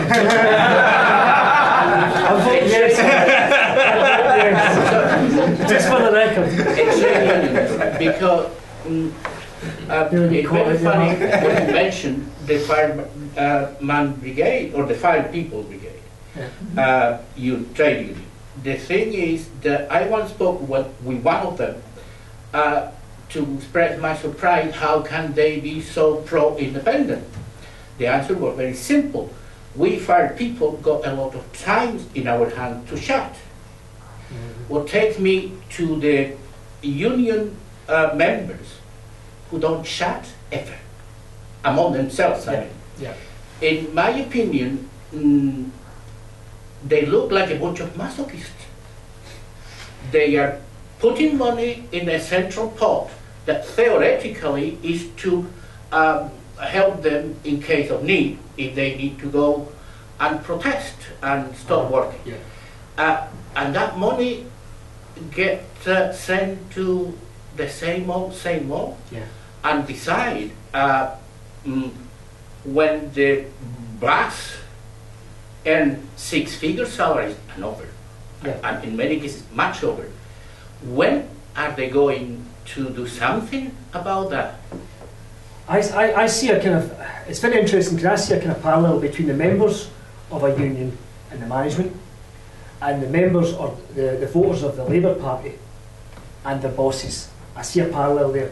The voters are different from what they're being told from top down. I mean, I don't know if it would be a branch problem or what, but what's guys like you got to say, hey, wait a second, why are these guys taking decisions that I wouldn't be held? Right, well, the thing about the Communication Workers Union is it's UK wide, but what tends, it's very difficult actually, because there are certain rules and regulations about having political debates in your work and stuff like that. I wouldn't be surprised. That's Royal Mail's new charter, actually, believe it or not, which I'm not exactly in favour of, enamoured by. Yeah, exactly. Political discussions shall not take place in this work unless I watch it. I write. There are people, for example, at still in my work who are paying union fees, and by God, I mean, to actually stop paying the political levy on your union fees, we pay union fees about £3 a week or something like that. There's a percentage of that goes straight to the Labour Party, and I don't pay that. But there are still guys I know who vote for it, who vote SNP, who vote yes, and yet who pay their union fees and just can't be bothered taking the be political canvassing more because members. actually, well, because the thing is, the political levy, the way in which the political levy works is that they're just. I know it's going to be something really. If you want to take the political levy, it means you've got to phone them and you've got to write letters to them and all that kind of stuff. No. But that's what. Why are you that- canvassing homes when you got your whole union members to talk to? Well, we're in an office of maybe 70, and I actually have canvassed them. I'm not talking about your office. I'm saying when the trade union members are going to organise themselves and start talking to other members like the fire brigade have Well, done. that's the whole point of the Trade Unionists for Independence movement. There's a movement called Trade Unionists for Independence. That's a kind of cross union membership, not membership. It's a cross union sort of a conglomeration of members. GMB, Communication Workers Union, Unite, Unison, all the rest of it. And they were there was you probably saw. I think you saw that, didn't you, George? At that conference. So there are discussions taking place between union members and different unions to say, right, we need to get something sorted about this, because a yes vote is, well, considering the amount of anti-trade union legislation being passed through Westminster and the fact that Labour are abstaining on it, it makes sense for the trade unions. And it's also relevant in the white paper that there's mention of trade unions' relationship with management and Scottish Government in the white paper. I haven't read it all yet, but I know that there's a bit in it on collective bargaining as well. Yeah. Sorry, if I can move on, please go ahead. Just quickly, Christian, the Trade Unions for Independence is run by Richie Benton from the SSP, and I have his details. I'll give them to you after tonight. Talking about the SSP, also by the way, are very, very involved in the unions and trying their best to turn them round. I know that Colin Fox is going round about doing an awful lot of work with trade unions, and people are working there under the scenes. They're getting into the trade unions and trying their best to bring them round. But going on to the mainstream media and the BBC kind of thing, I think at this stage of the campaign, we kind of have to admit to ourselves that that's a war we're not going to win. No. We have to bypass them. Like you, we have to go out and canvass. That's the whole point of canvassing. It's the whole point of the online debate. You're presented with a brick wall. You've got to think of yourself like water going through something that's, you just find your way through it, around At it. Newsnet, we are going to carry on pointing it out. Every opportunity we get, we will point it out. But I honestly think it is a war that we're not going to win anymore. We need to go out and canvass. We need to go out and talk to traditional people. methods. We need to bypass. Yeah, it's traditional methods versus the new method. Yeah. So we need to get out there on the streets. And people prefer having a conversation in the street. It means more to them, because it's maybe the only time they're going to have any kind of interaction between now and the referendum. Yeah. So we need to all overcome our shyness. People who are sitting around writing comments and writing comments and writing comments, the keyboard commandos. you're wasting your time, you're talking to each other. Get out and talk to people on the doors. Yes, sir. So I was going to make reference to what Government Chief was saying in relation to trade unions and affiliation to the Labour Party and how the Labour Party is funded. It's a big discussion, that, you know. But if I could maybe pacify by saying that post '97, the Labour Party's been losing money like snow off a dike. We really have. Individual trade unionists, as you would say yourself there, about aligned and non-aligned in paying, this affiliation and no paying it. The Fire Brigades Union left and completely withdrew, like other, I would say, left-wing trade unions in Britain, left the Labour Party, and they're left with people like Larry McCluskey, who's hanging on to something that no longer exists. It no longer exists. And get back to voting, I agree with what you're saying as far as canvassing is concerned. I canvassed for the Labour Party right up till 1997 when they got in. And after that, the bubble was burst. And just running even up to that, albeit they won with a reasonable majority, a working majority in 1997, they really didn't win it.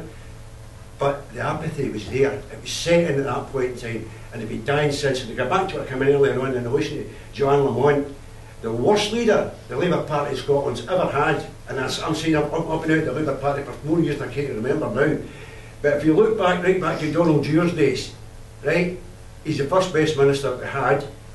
John Smith was the Prime Minister we never had, and they've never recouped from that, and they never will. But the Labour Party, I mean the Labour Party, I don't mean the new Labour Party, the Labour Party out there, the Socialists are still out there. Yes, and we will debate and discuss with it with the Conservatives and or the Liberal Democrats. They're gone. They're finished as far as Scotland's concerned. They went from 17 MSPs to 5. They're away. Enough for a five-a-side team. Aye. The Labour Party are in a bit of a predicament because, to be honest with you, they're spending too much time attacking the SNP. They're turning this into an election, Aye. and it's not the case. This is a hierarchy of the Labour Party, and this is their biggest flaw, is that they need to understand very sharp and very, very soon that this is a referendum. And the thing is, we know in here, and we know out there as well, that there are people in the Labour Party who will quite happily pander to a unionist line, and yet the minute they go into that polling station, something else will happen. You bet your bottom dollar. I wouldn't be. I mean, I don't know how somebody like Malcolm Chisholm. If I look at when I watch him, I think to myself, you could pretty much vote yes. How long are we going to wait before Henry McLeish comes out and says, I'm going to vote yes? I wish to say some kind things about the Labour Party. Here's what I worry. The Labour apparatus has shrunk down. It's shadow. It's still there. It's still a bit shrunk. And there are still some activists who have a commitment across the whole of the have a commitment to social justice. And I think I know that the apparatus of the Labour Party is adamant against Scottish independence for total self-interest. It's frightened that if it loses the Scottish vote, it will be a permanent minority in England. Which is not. I think there are activists who are deluded into thinking still that the SNP and the Nationalists are some kind of semi-fascists. And I mean, you can show them to be blue in the face. It says on my party card it's a Social Democratic Party. You're not a Social Democratic Party. Okay.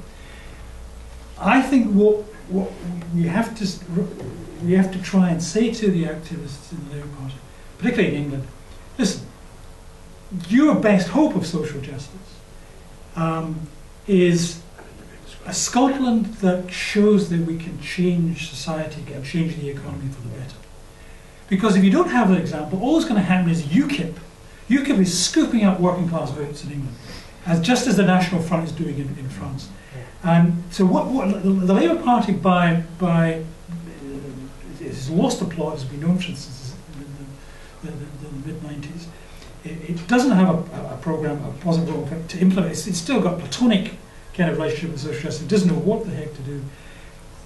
We can be part of a positive story, and I think rather than treat Labour Party activists, particularly in England, as the enemy, we have to say, listen, we can give an example by practically changing people's lives. Yeah. We are part of the argument for destroying UKIP.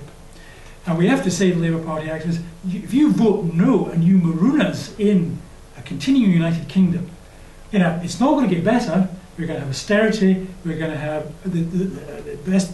Even if UKIP is eclipsed, it's because the Tory Party will reabsorb UKIP and move sharply to the populist right. The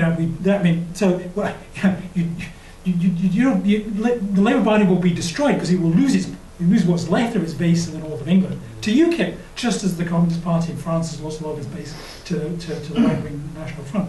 So I think we have to keep hammering that when we talk to Labour activists and not treat them as as the enemy personally. No, and I think that's the whole point of Labour for Independence, for example, is that there's this bit inside them that actually says, we're shifting. This is why you get Alex Mawson and Charles Day and all the rest of them come out and saying, we're now backing this. Henry McLeish might actually, if he comes out and says yes, there might be other people saying, well, it's time to actually go. But if there's a no vote, what do you think will happen to the Labour vote in Scotland? Vote no Scotland. See, my inclination is that, the same way as Ireland got independence via the MPs they sent to Westminster, people who usually vote SNP in Scotland and Labour in the UK elections may switch to SNP. So it might be very, very bad. So if there is a no vote, then Salmond could be in power forever. If that's what they do. So. I mean, one of my fears is that basically, if you go for a no vote, Cameron will run it. So I saved the Union. Labour will be. Sorry. Yeah, just for I was half expecting you to mention what effect you think the European elections in May next year would have in relation to the rise of UKIP and how the Conservatives, not Labour, how the Conservatives would react to that, and whether they might change the agenda for the in-out referendum and bring it right forward to cauterise the wound, as it were, which would then further disenfranchise Scotland, Mark's point, if there was an overwhelming view to remove the UK from the European Union. Yes, exactly. But we get fallout from that here, because there's no UKIP presence in Scotland hardly at all. Well, I mean, they just fired the leadership. Well, that's right. Complete meltdown. By email. It's an English party. It's open. Well, I know, but you know, that's always in the back of my mind. Exactly what will happen. We're trundling away on our domestic issue. Yeah. Throughout 2014. Here's what I said. It's partly directed at the gentleman behind you. Sorry. It's still undecided. This whole debate is not about Scotland and Scottishness and Scottish independence. The United Kingdom as an entity is collapsing. It's falling apart. It's been falling apart since World War II. For good or ill, the SNP's proposition is, let's create what is a de facto, and this always upsets SNP activists, a de facto confederation. Because the SNP is proposing we'll keep the monarchy, we'll keep the head of state, we'll keep the currency, we'll keep much of the same defence set up, we'll keep the currency, but we'll go as far as we can to deal with the over-centralisation of London, the domination of an English establishment, essentially an English establishment. It's blocked all kind of social progress and blocked all kind of economic reform. But if we vote no, it doesn't change the fundamental crisis of the British state. It doesn't stop it falling apart. All you will end up with, I think, is even more social friction and a rise of a populist right.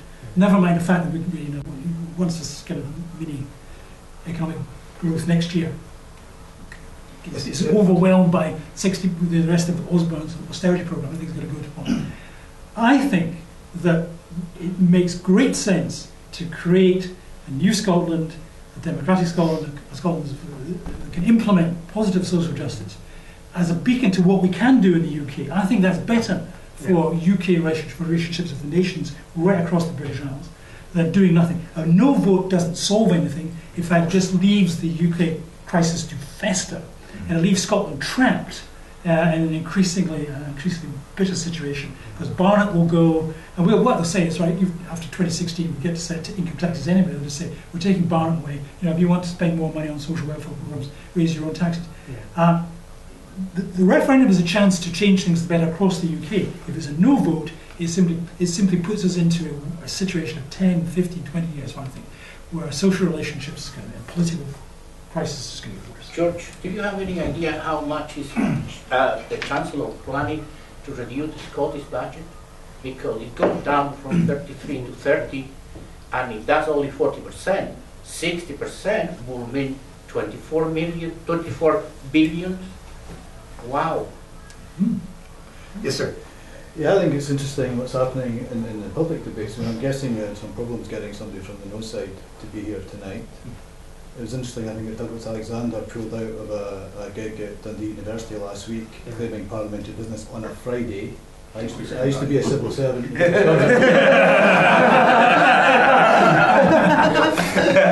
So, and I was at the academic civil society thing at the university on Saturday, discussing the white paper, and the main politician, Jenny Marra, the first thing she said was, Labour MSP, said, I didn't come into politics to defend the union. So you're already seeing public cracks in that, and it's 10 months out. Yeah. Now, at that event, there was an electronic voting thing there, and it came up, yes, 60%, no, 25%, don't know, 15%. In not a typical yes demographic, this was Edinburgh bourgeoisie, academics, professionals. Brian Taylor was hosting it, and he said, "Oh, there must be something wrong with the voting." He said, "It's not how you vote; it's how it's counted."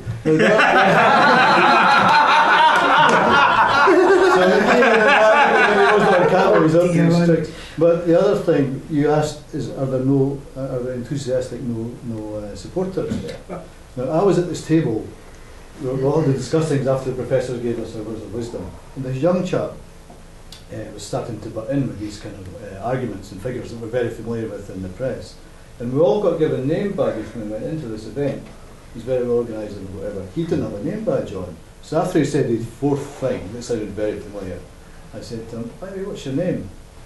And he kind of hesitated a bit and he said, Gordon, just his first name. And I said, Gordon, well, I guessed who he was at this point. I said, Gordon what? Aikman. And he said, Aikman. Yeah.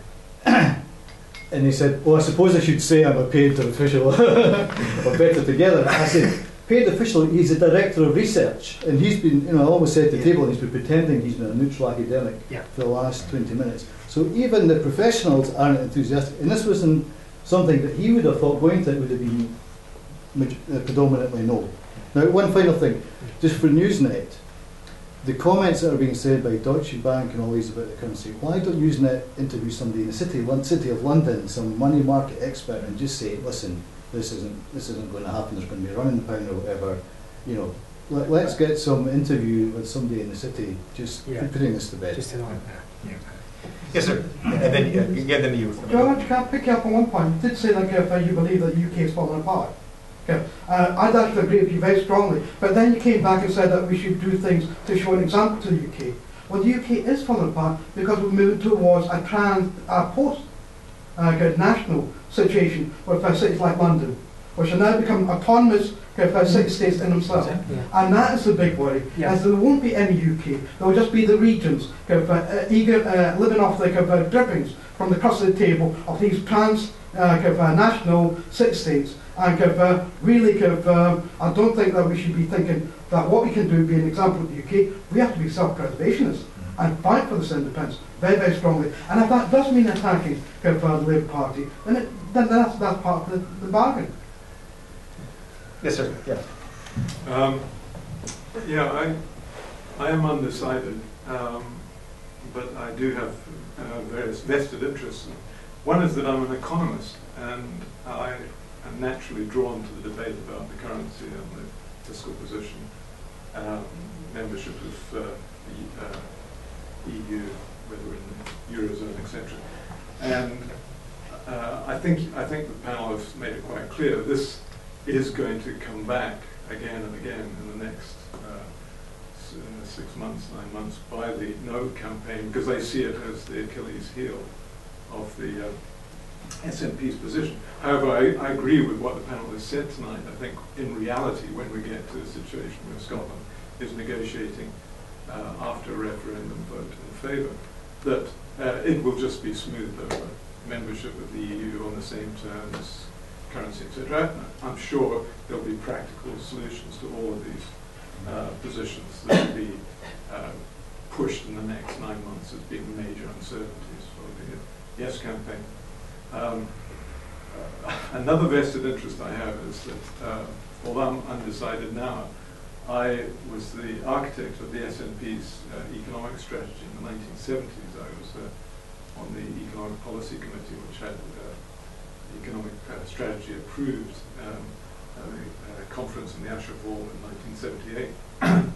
And if I think back to then and think where you are today, those of you in favour of the campaign, it's incredible how much has been achieved. And I think the main thing you've got going in your favour today is the sort of positive enthusiasm that you project. Everyone who's spoken tonight has had that enthusiasm, and you don't get that from the No campaign. You just get negative comments the whole time. And I think the white paper, which I've read, I think it took the debate was trying to take that debate onto another level to give people that vision going forward, which we tried to do back in the 1970s, and we thought we had a really uphill struggle then. We never thought we'd get to the situation where we are today. Yeah. The financial banking papers in the 70s are much better than they are now. I've got them all on a shelf. Well, have a look at our economic strategy. It was so much easier then. I think that the difference today, unfortunately for the Yes campaign, is the issues surrounding the euro. The euro, for me, is not going to work. I don't know whether other people feel that, but Greece is going to have another bailout. Portugal's going to, give 2 fingers to the EU in terms of further austerity. So it's not going to work. It's going to fall apart at some time. And unfortunately, there are parallels with the pound. In other words, you know, if we're part of the sterling area, then we're going to have some sort of fiscal agreements with the rest of the UK. It's got to happen. And I think it will happen. I think there'll be practical solutions to, you know, Scotland staying within the sterling area. Just on that point, but independence actually gives us the option that if sterling starts to go down, then there's the option to say, well, can we have our own currency? Because that's certainly an argument that's been put forward by some people in the yes side as well. That there's actually some people. Alex Salmond has said, you know, we want to continue with the sterling. That's fine. It's pragmatic. It's sensible. But there are people who have said, you know, what about our own currency, so that we don't have to be responsible to the Bank of England. I'm in favour of the Scottish currency. Well, it takes 10 years to get there. But the thing about it is it's there. Your problem today is that because of the Eurozone crisis, every economist in the world knows that there's a problem with currency unions where you don't have proper monetary and fiscal policy coordination. Yeah, but I think one of the problems it's clouding the debate, so we kind of have a serious debate about how we run a monetary union, is that people in the campaign, even Alistair Darling, who even though he was Chancellor of the Shire, doesn't know that much about economics. So, right. I've known Alistair for many years now. I think he's a very clever man. I think he's a very humane man. And you know, they could have done a lot worse in terms of a front man for the campaign. But he has lacuna when it comes to understanding them. And the crisis with the euro, you have to tell people this on the doorstep, doesn't mean that nobody wants to use euros. The euro is one of the strongest currencies in the world. The Chinese at the moment are basically converting their dollar loans into EU loans because they're frightened the dollar's going to go down the tunnel. At the height of the Greek crisis, when it did look like Greece was going to walk away from the euro was rising in value. Right. The problem, the centrality of the euro crisis was that German banks were stupid enough, and German banks are frequently very stupid. You wouldn't think that over the last few decades they've done some really stupid things. The German banks were stupid enough to lend vast amounts of money to the Greek government, which could never be paid back, and to lend vast amounts to Spanish construction firms, which was going to go down the tubes once the property bubble burst in Spain. The German government was not going to let German banks collapse. Right? So to bail them out, the German government has forced Spain and Greece to stay in the euro, and has drip-fed them bailout money, which it's charging for, by the way, it's not free, in order to keep the German banks solvent. That's the crisis. It's a banking crisis. It's not fundamentally a crisis of currency. But you can't, you want to explain that in 15 seconds on the doorstep. You want to explain in 15 hours. So I said we have a problem with the presentation. You should go to Mary Hill and talk to them. I would think the best thing that Scotland could ever do for our neighbours south of the border in England is to adopt a constitution. That would frighten the pants off the English. That's what I've been involved with. And the second thing is wearing a business hat, which I've done all my life. I agree entirely with George. You don't negotiate with a second party, Bank of England, without having a fallback currency all ready to go, in your back pocket, all agreed, all printed and ready. And if they play the dirty tricks, which I firmly believe they will, it's there and it can run as a parallel currency. We should call it a Scots whatever, but God forbid, not a pound. Well, because it can be conflated by the English pound. We'll have a pound. We'll use the pound. At some point, we'll start printing. We'll have a banking authority which will print Scottish pounds rather than use English ones. Then, at some point, when it suits us, we'll break the parity between the Scottish pound and the English pound. And we may change the name at that point. Take about 10 years. What would happen if we took the view that Scotland should inherit no debt and no assets out of the remainder of, people call it the UK, but it wouldn't be the UK. The Act of Union would be dissolved. It would be England and Scotland. There would be no UK, which everybody seems to talk about, the remaining UK. There's no more remaining UK. Absolutely. So if Scotland did not accept, because there is international precedent that we should, vis-a-vis Ireland, but not the Baltic states, it depends on whether it's considered a success. We take no debt liability. Right. We don't look for World War I battleships being sent up to Scotland to provide us with a navy or Lee Enfield rifles from the First World War. We start fresh with a clean sheet and a new currency. How long would it take for the international money markets to upgrade the Scots currency and downgrade the pound? About 15 seconds? That's a risky business, eh? I mean, a new Sounds good to me. currency will be in the hands of the guy that they can really take it down if they so wish. The money markets can do anything they perceive, but if we have all the assets and no debt liability, we're a clean sheet. We are a clean sheet. It's a negotiating tool. It may never happen, but you can't go into a negotiation without it. It must be done. And I've argued this through Newsnet and been shot down in flames by everyone. I don't care. I'm not changing my opinion because I think it's pragmatically sensible. Is that not what the Republic of Ireland did? I think they argued for taking no debt when they but they eventually accepted some did they? in order to the transition in 2022, the transition, monetary transition between the new Irish Free State and the rest of the UK was very amicable, despite having it was a bloody war that separated the two. The Irish government kept its financial reserves at the Bank of England. The Bank of England traded bonds and looked after the Irish government's money. They just went on. I mean, curiously, the currency. Curiously, there was too many other things going on to me. People being shocked. Currency was the least of the issue. It took the Irish, till the 1930s to set up a central bank, and they kept the parity till the 70s. But it was interesting. You look at the Irish situation. Even though the Irish kept the pound, they called it an Irish pound. They had printed their own currency and they printed their own coins. But there was an organic link. It was a monetary union. Even though the Irish did that, there actually were interest rate differentials. I mean, one of the arguments is that if you keep the common currency, Scottish interest rates will be the same as the rest of the UK, which at base rate it would be. Yeah. But the interest rates that you and I pay or companies pay is some, has points over base rate. And in fact, there were differentials. So the Irish did have at times lower interest rates than UK even within the monetary union. So there are ways. I mean, again, you can't talk about this. You can't even. You think doorstep discussions are. You tried doing it on a BBC television interview. You got 15 seconds to explain it, and the interviewer shouting down. I did an interview on GMS the other week, and I got 3 words of the first sentence out before the interview. But I mean, there are. I think the starting zone is manageable, and I'm relaxed about a fiscal pact because I don't want the Scottish government to have the unsustainable borrowing that Gordon Brown did and wreck the economy. I think what all a fiscal pact does is say you can't borrow more than X% of GDP in a given year. Fine, I like those rules. What you spend the money on is yours to decide, and how you raise the taxes is yours to decide. And if you've got that kind of freedom, then you can make your economy grow in a way we haven't been able to do. Yes, sir. Picking up the gentleman's point, I think this whole notion of the remainder of UK has been conceded too quickly. Yeah.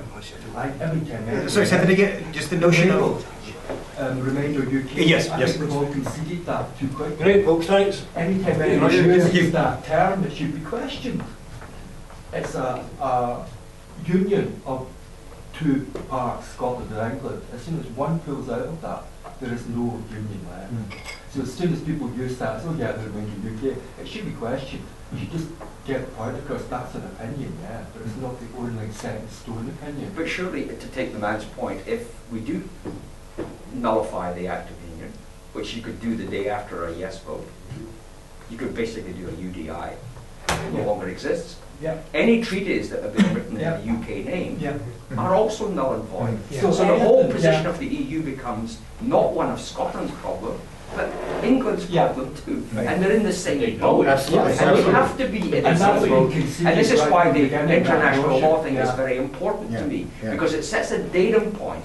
And I've always wanted that datum point. When I came back, there was no datum point. There was the same old, same old, same old. And as you pointed out, George, I think there was no expectation that the SNP would win an overall majority in May 2008. I voted SNP, but I never expected it to be a landslide. And when I saw the landslide, I knew they were globally unprepared for it. Anybody would see that unless you were dyed-in-the-wool SNP. Because the thing, even the dyed-in-the-wool SNP, because I was in it at the time, and nobody expected it. Because the system had been set up to prevent the SNP from getting in. And I was delighted. And so was I. Wow, what does he do with it? Well, the next day he did it. And I pointed to the screen and I said, that's my datum point. This is where it all begins. Well, all the people who have died wanting independence in the times gone by. Sorry, but this is where it really begins. Aye. Because he made an international statement. right, my dating point actually started about 5 o'clock in the morning when they realised actually that the SNP were going to get a majority, Yeah. and that BBC studio was a morgue. Well, Frank Campbell sticking the mic down. Well, I mean, the thing is, it was interesting just picking up on what you've been saying. I was talking to, I just had a kind of brief couple of words with Angus Robertson after he'd done his first presentation on, this is to do with independence. This was way back, January, February last year. And he said to me, we were joking about this, and he said to me, I can't wait to get into the negotiating stages.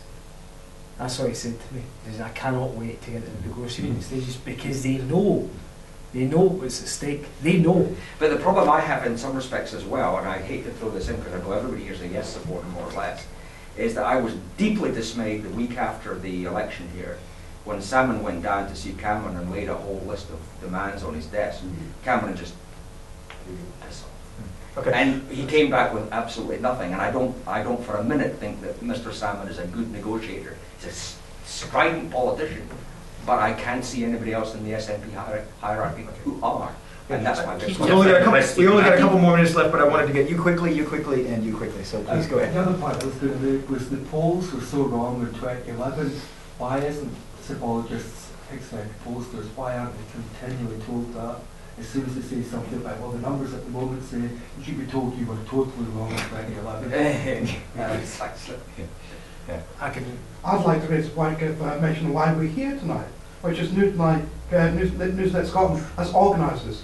I'll be very brief, is we still need the centrality of our media to speak on our behalf and disseminate what we know to other people. We can do it by doorstep, perhaps, but there's a vast array of people out there that will not be reached unless we can direct them to ways where they can increase their knowledge of things. Like this cautiousness raising thing, like a Newsnet and Wings Over Scotland and Caledonia, I managed to do for us over the past year. Yeah, just to quickly answer that, as a postman I delivered something like 700 leaflets this morning, pointing people to actually to go and read the white paper where they could find it, because the Scottish Government had actually put through, I think it's something like 2.5 million leaflets this morning, directing people to the white paper. So, not quite the same as what you're saying, but it's getting through. It is getting through. Okay. And we'll have our last question. It was really just in relation to discussions post-yes with RUK. What difference might the outcome of the 2015 general election have? It could be really interesting, because I mean, you imagine, for example, if technically speaking, Scotland would not be independent, would there still be election of Scottish MPs to Westminster in 2015, even if they're negotiating for independence? And what would the position be if it's of each party, considering on the results of it, whether they but if it's and imagine again the idea that Labour would be negotiating, even though the loss of the Scottish representatives could cost them the majority in Parliament. It's as you say before, it was very interesting times to see. Angus Robertson had a very interesting point that when he said actually it should be suspended. The actual 2015 election should be suspended, because there's no point. There really is no point about whether. But why are the British government spending time working on budgets till 2016 and 20? Because they think they're going to win. But if they don't, what a waste of effort. Of course. Frankly, it's beyond belief. But they're making a preordained conclusion that they're going to win. Was extending the BBC charter for 2016? Yeah. Because they think they're going What do they think they're about? I mean, I personally would never like to see a state broadcaster. I think it's propaganda run riot. I would just forget it and let the media, this multi-channel digital age, for God's sake. Most people have a computer. They get most of their information online. They never buy the newspapers. So they're toast in 5 years, especially if we win a yes vote.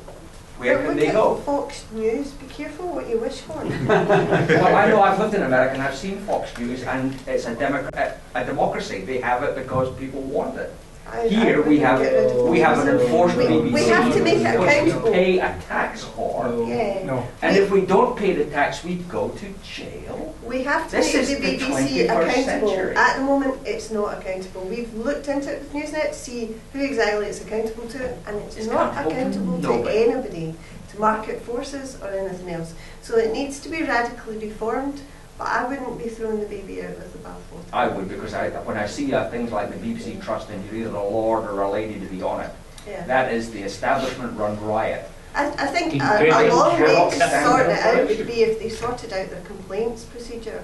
Linda, Because did you maybe look their at- have you complaints looked procedure. at- I have never paid a TV license in my life. Maybe their complaints The best way to procedure. get a laugh, the best way to get a laugh at an interpark in He's Philadelphia done it is to tell the people that you pay a tax to watch TV, and they say, "You're kidding me." I said, "If you don't pay it, they throw you into jail." You've got to be joking.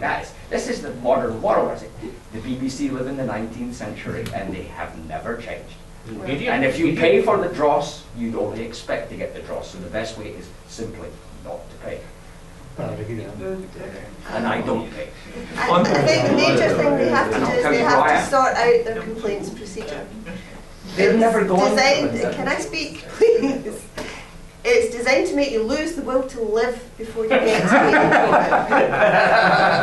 I think people would be really, really surprised if they realised that if they wanted to complain about some kind of referendum coverage now, they wouldn't have got through the complaints procedure by September 18th.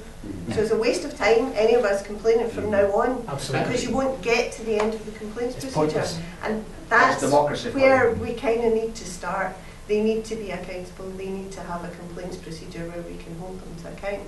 But I still... Well, the thing is, during the Troubles in Northern Ireland, the whole Catholic community to a man stopped paying the TV license. Yeah. Right? The British government slapped a D-word on all newspapers. You cannot report this. It's never been reported. It comes out on the internet, but you can find out that way. So if the vast majority of the Scottish population, pre-independence vote, stopped paying the BBC TV license, you'd never hear about it from the BBC. Maybe they would just up their vitriol against us, but you would never hear it.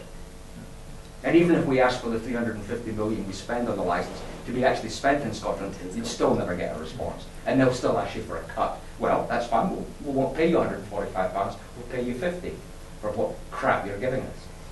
But that's talking about the BBC now. I'm talking about the BBC once we get independence. Yeah, I I'm would talking rather about the think kind that- of broadcasting that we want to have in our new independent Scotland. That's my viewpoint. On that note, thank you very much for coming. I deeply appreciate it. Guys, can I just say one thing by Safe Your Yes campaigners? Get out there and canvass. We need more signatures.